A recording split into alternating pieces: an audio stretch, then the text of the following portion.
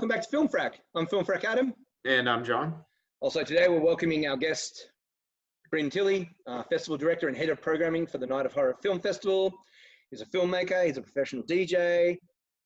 He started his film career on the set of Brain Dead, which is pretty great. And today he's here to talk us about the festival that he's hosting. So, a Night of Horror International Film Festival. How long has that been going for now? Well, this is called the 12th edition, but we have had 2 years of a hiatus. So it began, 2006 is when Dean Bertram and Lisa Mitchell formed the festival. And then 2007, I think, was their first year, which was held at the Chevelle Cinema in Paddington in Sydney.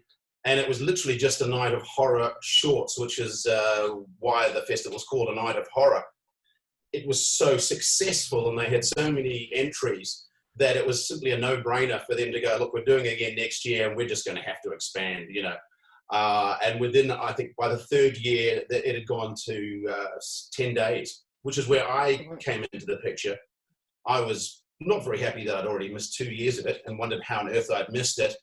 But I contacted Dean and said, look, I've got this horror site called horrorfile.net, which back in the old days.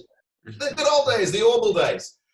And I said, look, I'm very keen. Just for the audience to know, full disclosure, me and Bryn have been friends for years. And we actually met via when he was doing horrorfile.net and I was having my own website, and we became good buddies back then. I know you guys are both clearly in Australia right now, but how far apart, I know Australia is huge. How far apart are you guys in Australia right now? As far apart as you can be. About as far apart as we could be. Yeah. Yeah, he's on the East Coast in Sydney, and I'm on the West Coast in Perth. And that's the equivalent of you being in New Hampshire and who you're talking to being at the bottom of Florida. Oh, okay. Gotcha. Yeah. It's... yeah, because Australia is about as wide as America is long. Like if you just turned it around, then you got about the same dimensions. Yeah, Adam and I both started our blogs or whatever within, I think, about a month of each other on Orbital. Yeah. So anyway, I really instantly realized we had similar strong feelings on certain things. We were both deeply opinionated and fiercely passionate and intensely argumentative. But at the same time, we both appreciated very, very similar films. Yeah. So I contacted Dean and I said, look, I really want to cover this festival. You know, I just love horror, and he was very, very happy to accommodate. And we formed a really good friendship from that point onwards. And I was supporting the festival every year in the capacity of as a film critic. I think then one year I judged shorts. I can't remember exactly which year that was. It was probably 2010, I think, or something like that. 2011, maybe. 2014, due to a change of the guards within, Shane Kavanagh stepped down. And at very short notice, Dean said, would you like to program some of the shorts? In fact, can you program all the science fiction shorts and the animated horror and science fiction? So I did that. And then that led into 2 years of programming the horror shorts, which brings us up to 2017. I stepped down for the year 2017 from programming. And it also happened to be the last year that the festival had Dean at the helm as director. He then moved to the States. Actually, he had moved the year before, but he came back for 2017 to host the festival. In the States, in Wisconsin, he set up the Midwest Weird Fest, and he basically is based in the States now. So what happened is the festival sort of fell into a hiatus. And last year, midway through last year, myself, Enzo Tedeschi, who had been the technical director of the festival, Simon Foster, another film critic colleague, and Craig Walker, who'd also been involved with the festival with front of house, amongst other things. The four of us kind of got together as a committee to say, look, you know, we need to bring the festival back. The Sydney art scene needs it. It was the longest running original horror film festival in Australia, and we need to bring it back to the people. So we set about getting that in motion. And October saw me as program director for the festival. So I'd started to look at cold submissions. And as we went through into the beginning of this year, things sort of shifted. Simon Foster had other commitments, so he stepped down, and a little bit later, Craig Walker stepped down. We went through a number of venue difficulties. The original home was the Dendy Cinema in Newtown, and that didn't become an option anymore. So then we were trying to get the festival at Event on George Street, and then that didn't happen. And then we went to Hoyt's on Broadway, and we were literally the week of signing the contract and going to go ahead with it for May, when wham, bam, thank you, ma'am, COVID-19 hits full force, cinemas are down, and we're left. The real life year of horror begins. That's right. And yeah, so we went into basically limbo. And while we were in limbo, wondering what on earth we were going to do, whether, you know, as we were reading of other festivals cancelling outright or postponing for the foreseeable future, and other ones, in fact, sort of saying, well, do we go online and how do we make that work? Craig, who was sort of the festival coordinator, he was like, no, what we're doing, we're postponing. The festival is not cancelling, and we'll put up some kind of placement dates for the end of the year. So we sort of had that, basically, and we were just like wondering what we were kind of going to do, and watching around as the Sydney Film Festival went online, and you know, Revelation went online, and Sydney Underground Film Festival is currently online, and all that. And then out of the wilderness, the Actors Centre Australia, which is has Hugh Jackman as one of its main patrons. The general manager there, Anthony Kieran, came out and said, look, we would love to have you at the Actors Centre. Let's make it work. So with that in mind, Enzo and I appointed ourselves co-directors of the festival. He remains obviously as technical director, and I was head of programming. We got his wife on board, who had some experience in event coordination and marketing, to come on as the festival coordinator. And the three of us, as nightmare warriors, had put together this festival to be pretty much, I think, going to be the first festival doing a physical festival in the flesh, as they say, whilst still in COVID, the COVID environment. So it is, yes, it is a bit of a risk, but at the same time, we feel it's incredibly important to try and put on as much of this festival experience as possible, as it should be. So that brings us to, you know, the dates that we've got, which is next week, September 24th, 25th, and 26th at the Actors Centre Australia. So that's, yeah, that's how it's sort of come from where we were. I mean, from 2017 to sort of 2020, there's, you know, the trajectory of the festival is quite something. Yeah, absolutely. And so the most important part of the festival, other than what you hope to achieve, which I think you've outlined, is the choices you made. So how did you approach choosing the titles, and maybe using examples of some of the titles you've chosen to show that? Sure. So one of the key intentions or manifesto, whatever, of the festival that Dean Bertram was a champion of was the cold submission.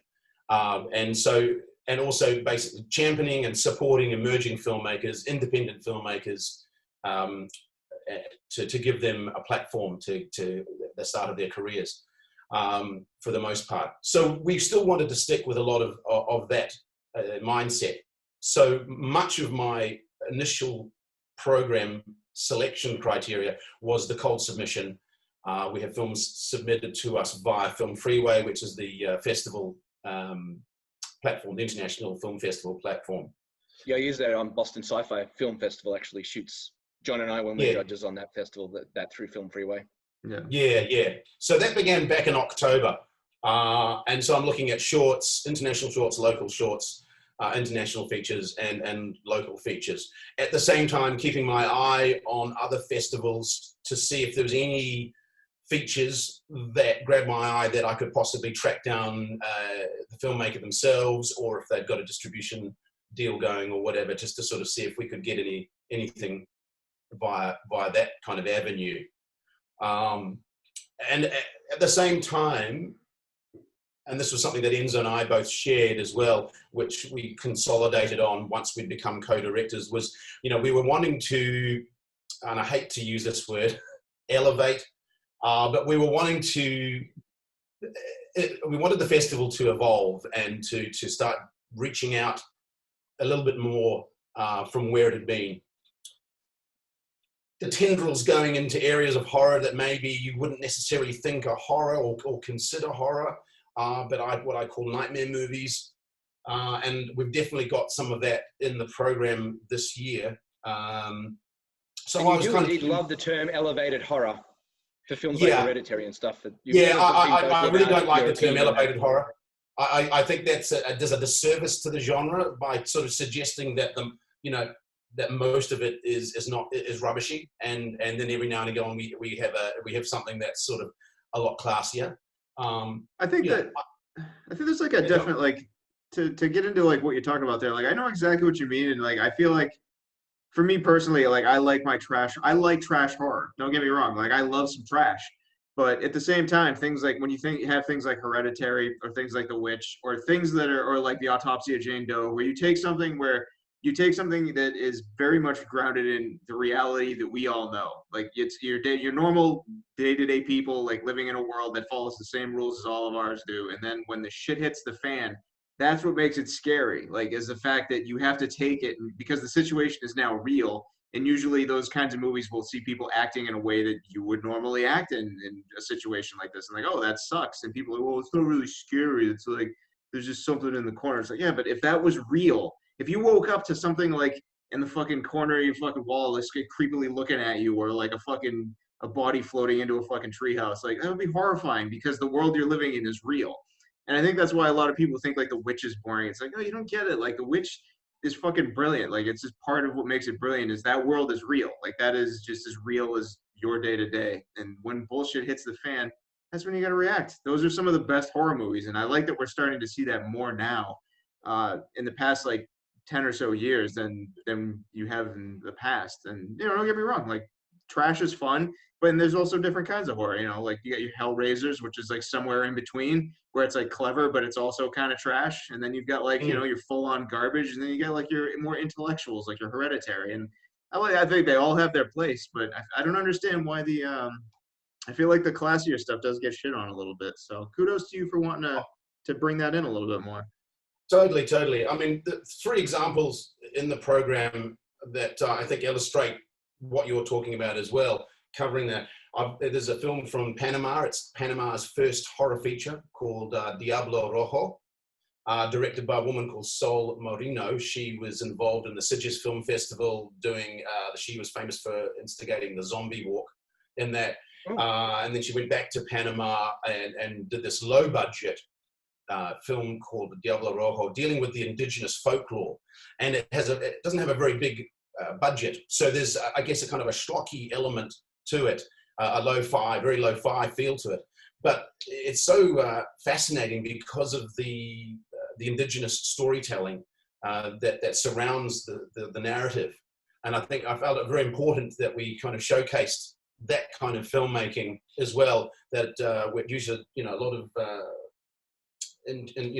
intuition and based around stories that have come up through generations. And then you get a film like The Other Lamb, which is a high production values, very strong performances, and it's a strange hybrid. It's a drama, it's a coming of age, it's a revenge, it's telling the story of a cult and an adolescent girl who's realizing that the man who's leading the cult is got some pretty dodgy intentions. So not perhaps one that would be traditionally classified as horror, but it's definitely got these nightmare tropes running through it. I actually watched all the trailers and everything you'd provided, and there's 3 that I shortlisted, and that one, The Other Lamb, was one that I was immediately like, oh, I'm going to check that out, even if I can't. I mean, obviously I can't get to Sydney to see it, but it's immediately gone on my must-see list. Yeah. Australian screenwriter, Catherine McMullen, and a Polish woman who's directed it, who's doing her first English language feature. So that's quite exciting.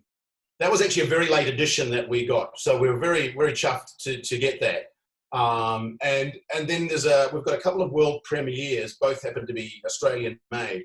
The one that very early on when I saw it, I'm like, I'm programming this. It's not really conventional horror by any stretch, but for me, it's definitely a contemporary horror or contemporary nightmare story. And that's one called We're Not Here to Fuck Spiders by a Sydney-sider called Josh Reed. And it takes place in a suburban South Sydney house full of ice addicts who are just volatile, and they're trying to plan a heist so they can steal someone's money. Little do they know that the whole house has been rigged by cameras, that someone has snuck in and is watching. And so the whole film takes place in real time from multiple viewpoints.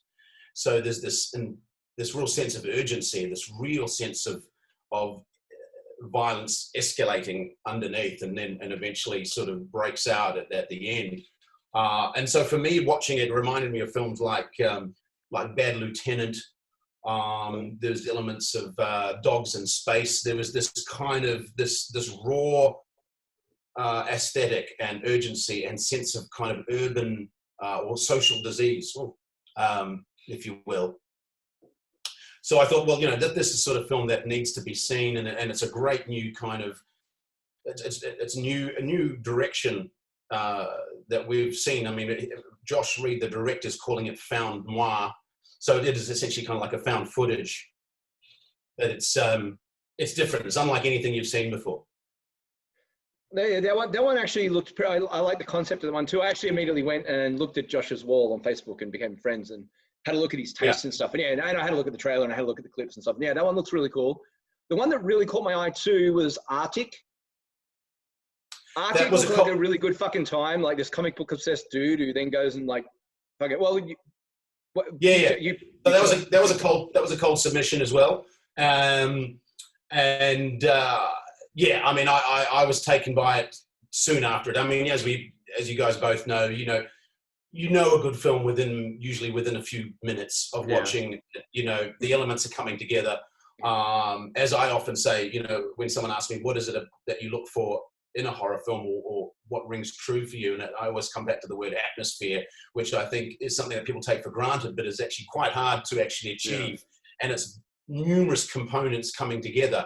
And a film that is richly atmospheric when you're watching it. And you realize when you've been watching a lot of films for years, you realize just how hard it is actually sometimes to get all that together. Yeah.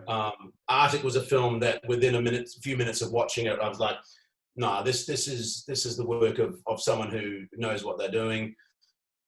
Getting this great performance from the central actors, the kid and ARTIK. Chase Waterson, isn't it? Chase Waterson, who was in The Guest, and John dies at the end, which is like, I fucking love that movie. Us two are both huge fans of both. Yeah. So it's the other. It's Dave from John Dies at the End. So it's the buddy is actually the lead actor in this film. Nice. Yeah.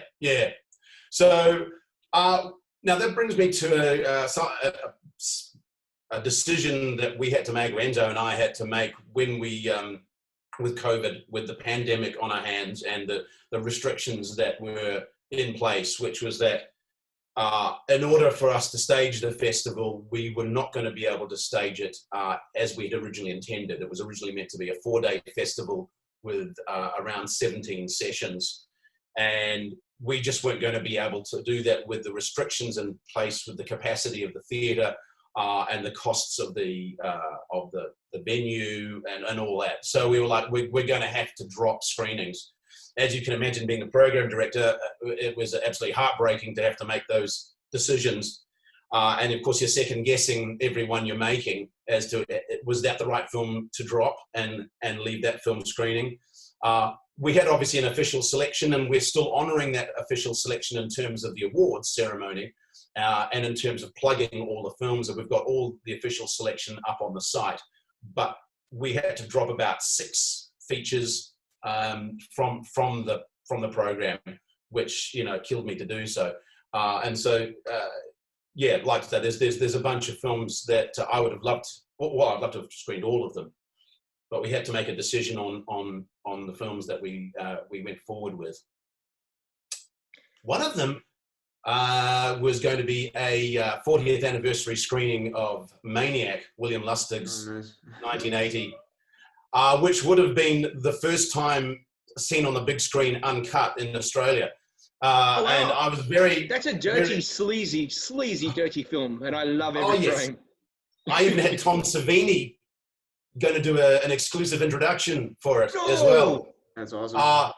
But it came with a very hefty screening fee. So it was actually kind of pretty much the first film that we had to drop. It was like, well, let's, yeah.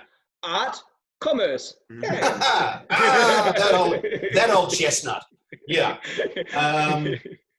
So, look, what are your thoughts on the remake of that, by the way? You like the remake? I love the remake. Oh, the remake's fucking fantastic. It's a fucking masterpiece. I like the remake even more than the original. Oh, yeah, the remake's agree. vastly superior. Oh, yeah. I thought that was rather ingeniously done, actually. Yeah. And then the nods to the original, you know, for example, I think when he's standing by the car and we see the legs and it's like, oh, my God, that's the poster from the original. You know what I mean? Yeah. Yeah, I mean, both films made me have to take like 3 showers afterwards with like steel wool scrubbing to try and wash it off. But what I was scrubbing off was so different, yet just equally, well, like it's like the original you can enjoy on that pulpy trashy, oh, I'm enjoying this and it's really, oh, you know, there's something slightly wrong with me. But when you enjoy the remake, you're like, oh, there's definitely something fucked up in my head. Why am I entertained? Why? Elijah Wood is why? Yeah, he's like he's a fucking like every decision he makes. Every decision Elijah Wood makes lately, it's like if I see his name attached to something, I'm like, I'm gonna watch that. It's gonna be amazing. There's no doubt about it. His production company has made some great decisions on some of the stuff that they're distributing and all that. Did you see his latest one? What was it? Come to Daddy. Yeah, I'm friends with the director, Ant Timpson. Oh, really? So yeah. So tell him your buddy from New Hampshire fucking loves that movie. That movie's amazing. It's so amazing. Your buddy from Western Australia loves that movie too. Like, he's a hoot, and he's some funny stories about making that. I got to see it quite early on, and then I did a review, but I think I saw it, but he said, you've got to hold off. You can't do a review yet. You know, we're on an embargo or so. I don't know what it was, but you know, no. He's look forward to seeing what he does next. Oh yeah, absolutely. But it's funny in terms of the retro screening. Dean, the festival's original director, he was always reticent about putting on a retro screening. He was always you don't get anyone. And I was like, no, look, you've got to do that, you know, because I'm a nostalgic at heart, and so I'd always every year be pushing at him, going, well, it's 2010. What have we got here for a 30th or a 20th anniversary? Or it'd be, you know, a 25th. So finally, when I was, you know, in the directors and head of programming, I was like, right, okay, what have we got? Let's have a look here.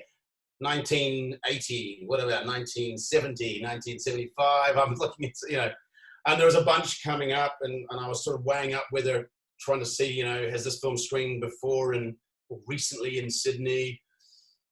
And then Maniac, you know, and I was talking to my friend Tony Egan, and he was like, dude, Maniac hasn't screened on the big screen uncut. You can get it on DVD uncut, but when it screened at the big screen, it was cut to ribbons. So, you know, I was like, oh, well, this would be perfect for a late night screening, you know. Anyway, it is what it is. Did any retro titles make it in? No, that was the only retro title. Oh, okay, in its place, the late night screening is a wonderful US flick called The Dead Ones by a director called Jeremy Kasdan, who, as it turns out, has spent the last 11 years trying to get this film shown. I didn't realize it at the time when I was chasing it. It was actually one of the films that I sourced outside of the cold submissions. Because I saw a trailer, and then I asked for the screener, and I loved it. And then later found out that, in fact, he'd shot it in 2009.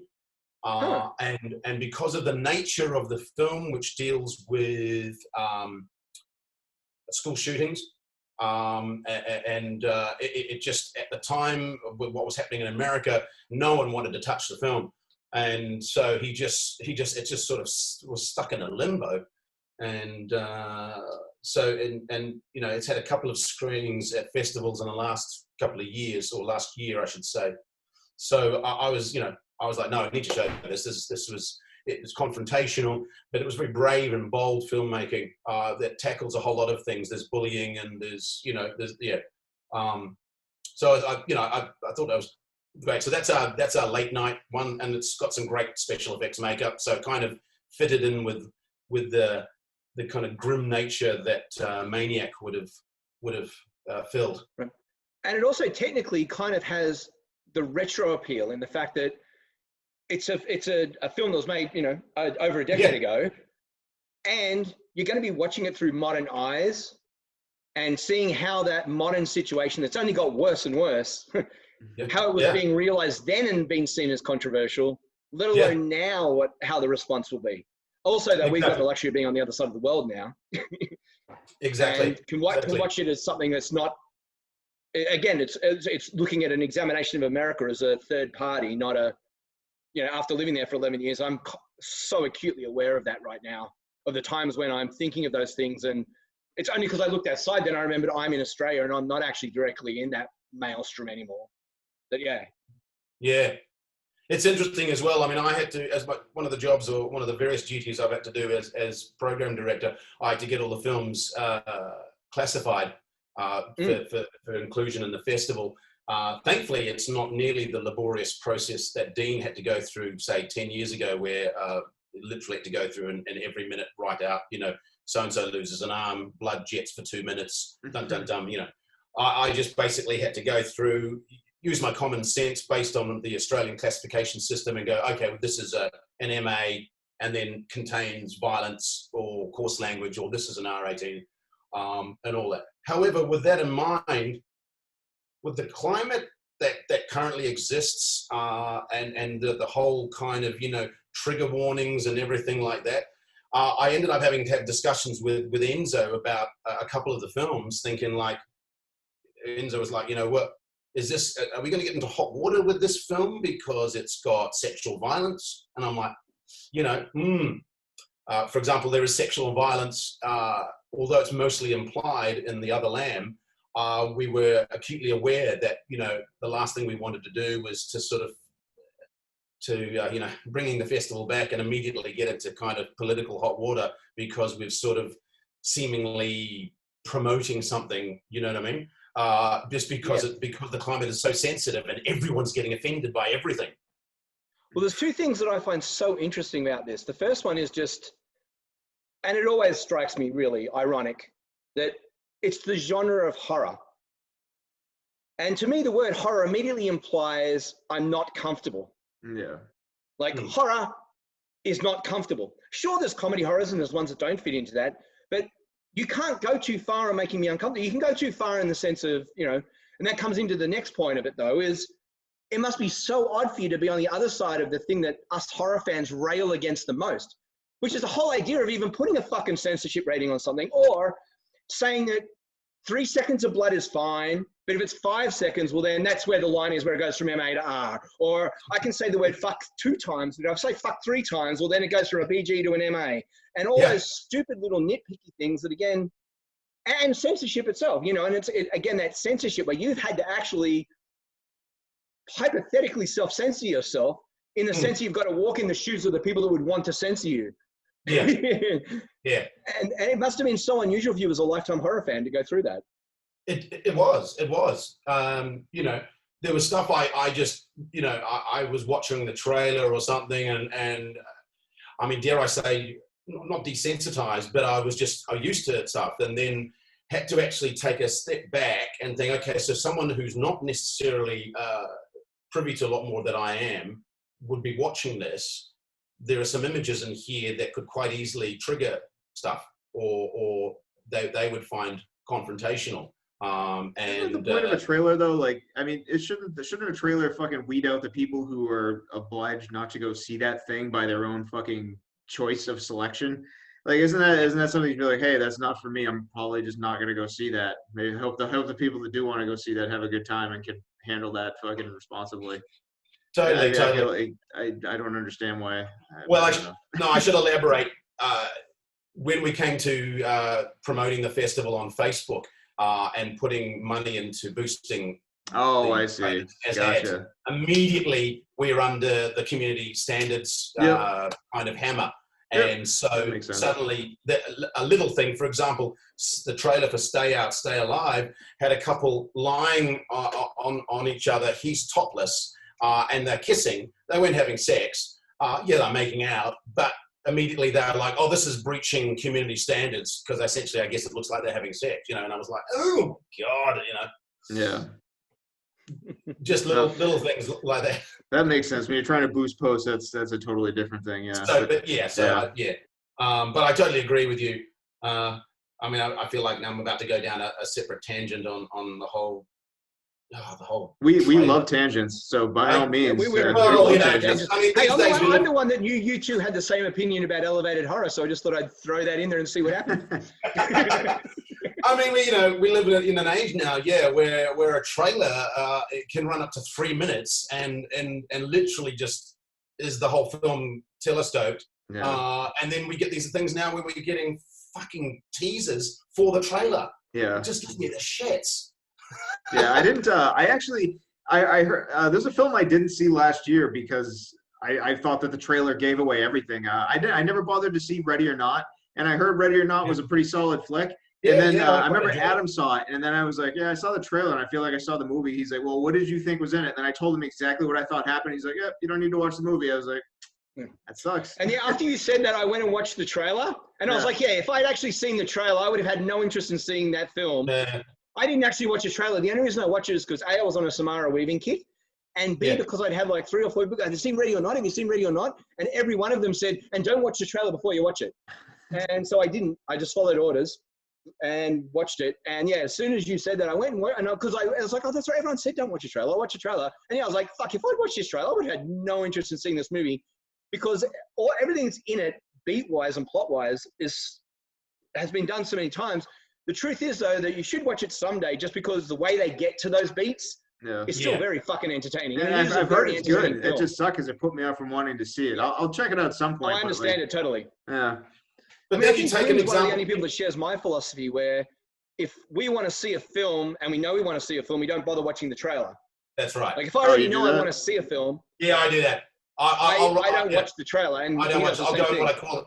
So I want a cold screening. It's like I don't watch the trailer. For example, I mean, even something like Dune, we're going off at a 10 a year. I've watched the first trailer that's out, and I'm like, you know what? I don't want to see another trailer now. Even though I found that trailer slightly underwhelming, I know Denis will have kept a lot of his aces up his sleeve, and so we're probably not seeing half of the amazing things that he's going to show in that movie. And I'm like, I don't want to see those things now until I see the movie.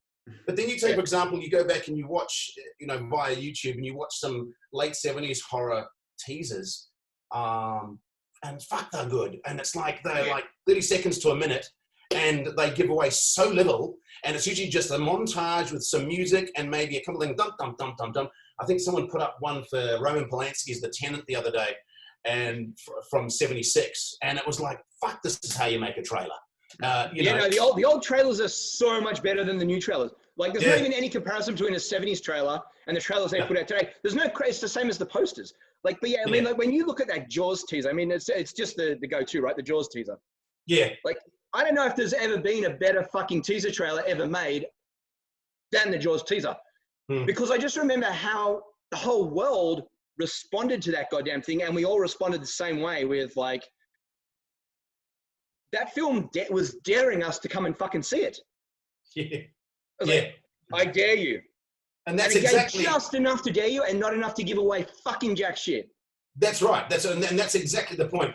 That it's daring you, particularly with horror. It's daring you to come to. It's like, we're just going to give you a little bit here, and let's just see how game you are. I mean, watch something like the original Alien teaser, which literally is just a closing in shot of the egg and the landscape and this music and the building up of the sound effect in the background, and that's it, and you're like, what the fuck? What that one did so well that I love is that even though it only goes on and doesn't give anything away, once you see the film, what it gave away is the most important fact of the film. The thing that makes the film fucking great, the atmosphere. It gave you the atmosphere of what it's like to watch Alien without anything narrative, without any fucking teaser. And also, you know, it's hard to explain to people who are around now, like the fact that none of us actually even knew about the gut thing. Like we didn't actually know the thing that's now so iconic that Spaceballs made fun of it and stuff. We didn't even have any idea that was going to happen. Yeah. And that was so, what was so, I mean, I don't know about you. I went in totally blind. I had no idea. I had no idea. No one had spoiled it for me. I had no idea that was going to happen. I really didn't know what I was going to see. All I knew is a lot of people said it was one of the scariest films they've fucking ever seen, and they don't want to ruin it for me. I was like, okay. Yeah. And when that thing happened, I was as shocked as the cast was when they weren't told it was going to happen. Yeah. So, you know, what do you reckon? What do you reckon the films that are going to come out in the wake of the pandemic? Like, once the industry, I suppose, gets back into a momentum of making films again, do you think we're going to see a lot of pandemic horror, isolation horror? Does that interest you guys? I mean, do you think that's likely? It is possible, but honestly, I don't know. Like, I feel like. What are you looking for, John, in a horror? Like right now? I don't know, man. Like, I've been on like a pretty good run lately. You know, like we've had things like Hereditary and even like lesser like flicks that are still good, like Hole in the Ground. I fucking love The Ritual. Like I've been obsessing over The Ritual for the past couple of years. There's like the atmosphere in that movie, and I want more things like that. I want more horror movies that folk are horror? really. You're a fan of folk horror?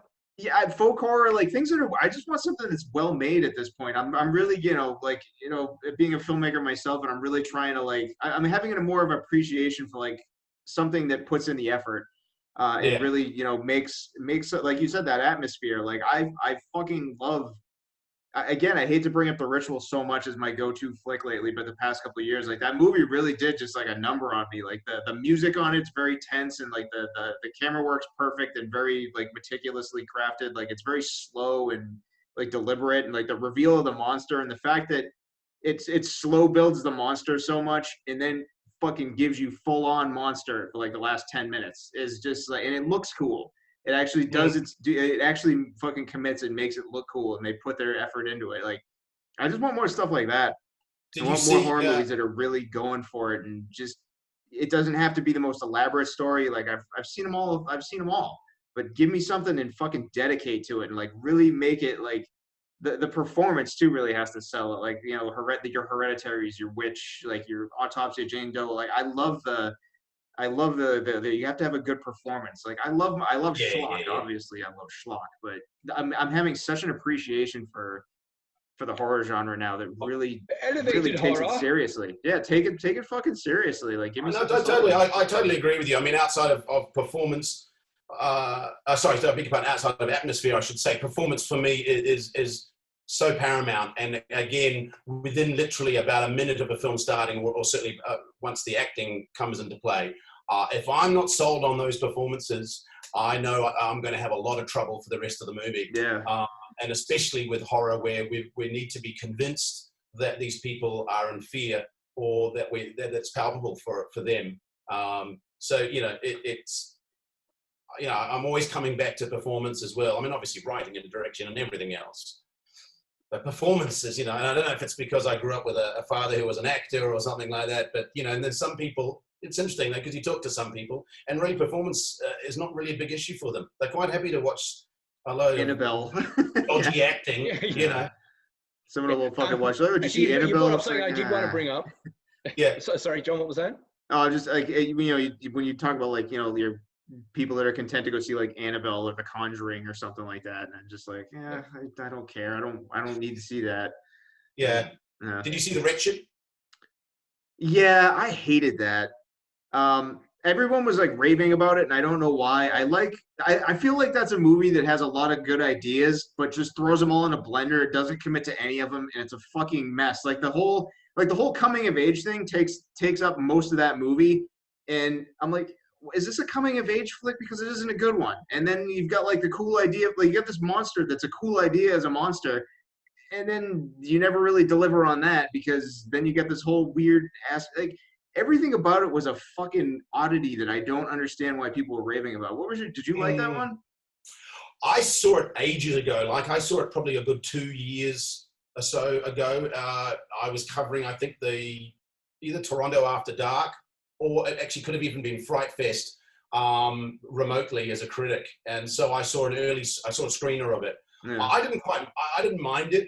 I mean, I thought it had its limitations. Like you say, I thought the monster idea was very cool. The way she was realized as a cool. What it was a cool monster. It certainly promised a lot in the first, say, half an hour. But like you say, I felt it got bogged down by the relationship between the two teenagers and all that.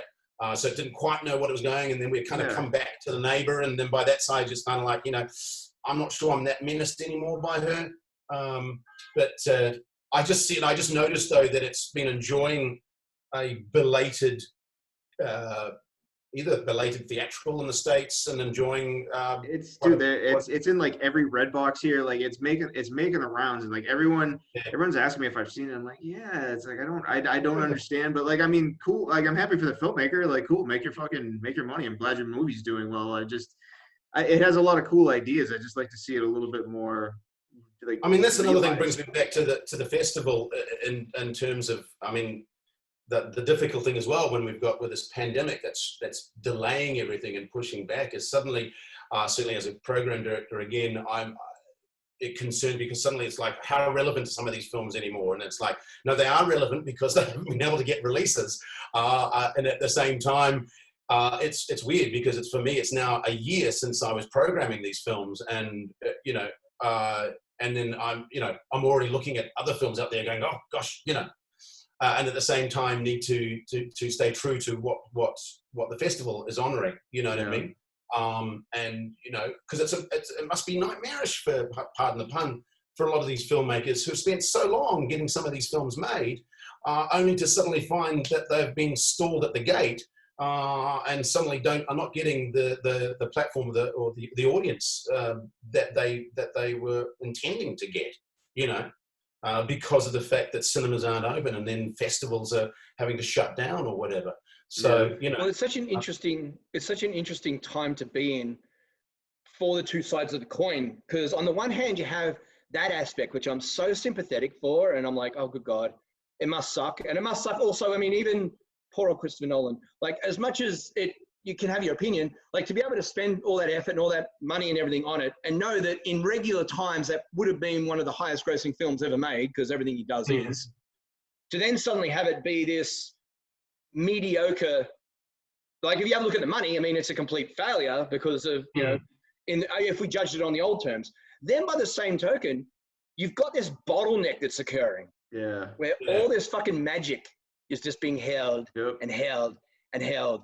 And there's going to be a time, please let there be a time, where the cinema world opens again for real. We've got this thing under a semblance of control, but that's a whole different, a semblance of control. Enough so that there's a confidence in the audience to go back to cinemas at the numbers they used to go back to, or hopefully even more because they realize what they've lost. Because sometimes you don't really appreciate what you got till it's gone. And I'm kind of hoping that's what happened with cinemas. But you've got this bottleneck. And so there's going to be a time where there's just this magic box of all these amazing films that were like, because the ones that are even remotely shitty, they're like, well, we were never going to make that much money on it, so we'll VOD it. So we're still getting to see those and have those pleasant surprises. Those things that might have been at the cinema for a week and that a handful of people would have seen, but because of the fact that everyone's indoors now, everyone's watching these VOD movies far more than they ever would have, and also learning to watch films in a different way. And so those little films are kind of getting more of an audience. Things like Sputnik. I'm thinking of that Russian fucking horror film, straight away Sputnik.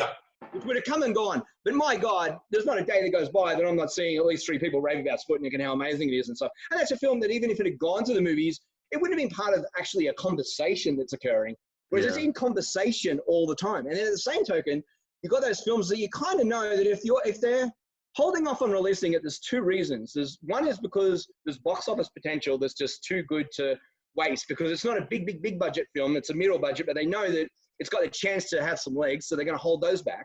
And then the other ones they're going to hold back are those conversation films, those films that aren't necessarily going to bust the gate open straight away, but they know that if they release them in cinemas, they're going to get the word of mouth. And so that's what's sort of being held on to the most, I think, is those sort of films. And so we're kind of getting the best of both worlds. And they've also got to be holding back on the films that are going to attract the big audience straight away when the time comes to try and get the friggin' defibrillator on the friggin' industry and kickstart it again and get it going again. They've got to keep those. But yeah, I chop and change quite often. I get so depressed for the filmmakers and the trouble they're going through and the frustration of us going through. And then as an audience member, and also as someone who just hopes that if there's one way to get cinema back, it's going to be this, that they're just going to have so much fucking good material that if it's played right and they don't just suddenly flood the market with it all in the first month, but have it so that for a whole fucking year, we can have at least 2 or 3 great films, like every fucking month. If they play the cards right. I'm enjoying the nice little indie flux, honestly. Like, I think it's nice to like have like a break from, like the Marvel movies and stuff. Like, I think it's just nice to have like a break for a little while. I think like I was taking for granted like some of the just like the spectacle flicks, and it's really nice to slow things down and just be able to just watch them. Be very selective with my choices now.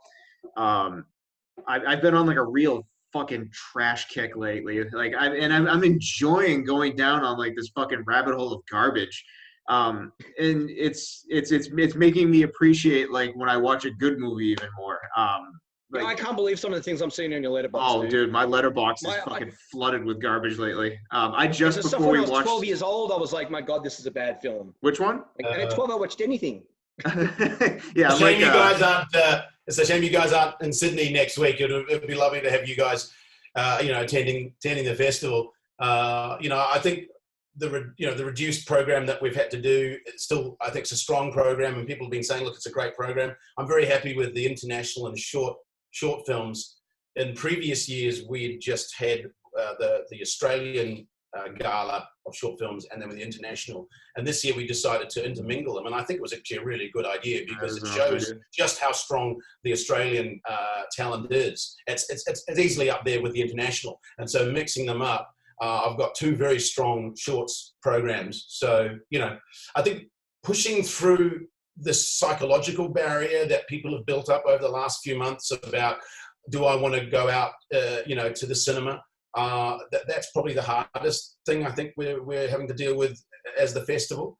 We need to just make sure that people, it's like, we've got a great environment. It's COVID safe. Yes, there's social distancing, but we're going to be handing out these very cool, specially designed masks with Deadhouse TV on the side. It's an exclusive little venue, the Actors Centre. So, it's just going to be the film festival there. That's all, So, we just, we're nightmare warriors, as they keep saying. Awesome. Forging. Well, so let's just go through the details for the viewers. Yeah. What dates was it again? So the dates are, so it's next week. It's set opening night is Thursday the 24th, and we've got 2 sessions. We've got Stay Out, Stay Alive from the US, followed by ARTIK from the US. Then we have Friday the 25th. The first session is the Shorts Showcase 1, followed by The Other Lamb, which is a co-pro from Ireland, Belgium, and the US. And the late night screening is The Dead Ones from the US. And then on Saturday, we have DIABLO ROJO early in the afternoon from Panama, the second Shorts Showcase. And then we finish up on our 2 world premieres, The Slaughterhouse Killer from Tasmanian director Sam Curtin, and We're Not Here to Fuck Spiders by Josh Reed. And then we go into the awards ceremony and some wrap drinks after that. Tickets are available, very easy to get tickets. So you just go to the website, anightofhorror.com. Each session has a link takes you through to the Eventbrite booking. So we will, of course, have door sales as well for anyone who wants to just wander up and buy a ticket. And what's the address where it's screening? So it's at the Actors Centre Australia, which is in the Forum off Norton Street in Leichardt. So it's relatively easy to find, and there's parking available. There's public transport, of course, that goes up and down the street, and there's also parking underneath as well. So I think there's 2 different car parks, one further up the street and one closer to. So it's easy to, it's relatively easy to get to, and we've got a bar there as well. So yeah. I genuinely hope it's a huge success for you, man, and that you get to do it again in 2021, because there's no fucking way. I will hop on a fucking plane and meet up with you blokes, and we will all go watch shitty movies together, and good movies as well. So. Yeah, I mean, it's a shame that we haven't been able to have the guests. There were some international guests that were going to come originally, and of course we would have had the interstate guests as well. And unfortunately, none of those are going to be able to attend. Only those in New South Wales. So even I can't get there. No, I know. I earmarked that I was coming. yeah. But look, let's just we remain positive. It's all good, and we're going to go through into next year, and it's going to get even better. So, it's been lovely to be able to have this chance just to chat to you guys about the festival and about those tendrils just, a little bit further beyond the festival. Yeah, man, thanks for joining us. And if you guys like the interview, we do plenty of interviews. Check us out on filmfrak.com and give us a follow on the old Facebook and the Twitters and all the social medias. Yeah, thanks for joining us, man. It was great talking to you.